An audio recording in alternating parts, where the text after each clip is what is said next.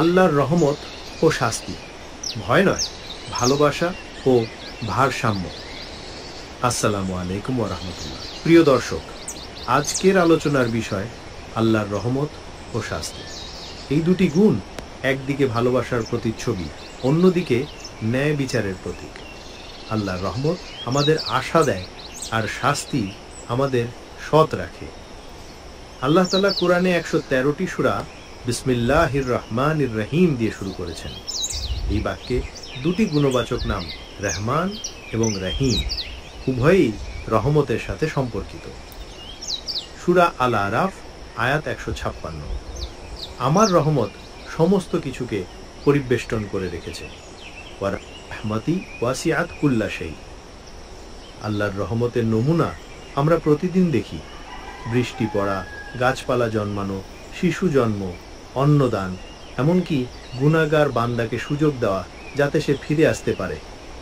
রাসূলুল্লাহ সাল্লাল্লাহু আলাইহি ওয়াসাল্লাম বলেন, আল্লাহ তার রহমতের এক অংশ পৃথিবীতে পাঠিয়েছেন যার দ্বারা মা তার সন্তানকে ভালোবাসে।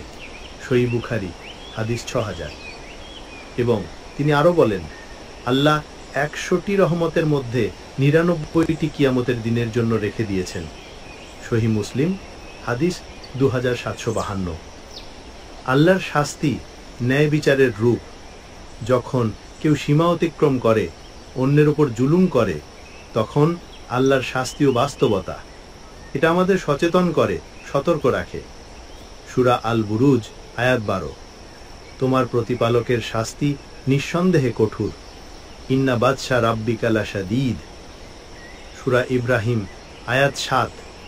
যদি তোমরা কৃতজ্ঞ হও তবে অবশ্যই আমি তোমাদের আরও দেব, আর যদি অকৃতজ্ঞ হও তবে নিশ্চয়ই আমার শাস্তি অত্যন্ত কঠিন। নূহ আলাইহিস সালাম, আদ আলাইহিস সালাম, শামুদ আলাইহিস সালাম, লূত আলাইহিস সালাম, এই সব জাতির ধ্বংসের ঘটনা কুরআনে এসেছে শুধুমাত্র এই শিক্ষা দিতে, আল্লাহর সীমা লঙ্ঘন করলে তার শাস্তি থেকে রক্ষা নেই। ভয় ও ভালোবাসার ভারসাম্য। আল্লাহর রহমতের আশায় সব সময় গাফেল থাকা ঠিক না, আবার শুধু ভয়েই জড়সড় হয়ে থাকা ইসলামের শিক্ষা না। সূরা হিজর আয়াত 49-50। হে আমার বান্দাগণ, যারা নিজেদের উপর জুলুম করেছ, তোমরা আল্লাহর রহমত থেকে নিরাশ হও না।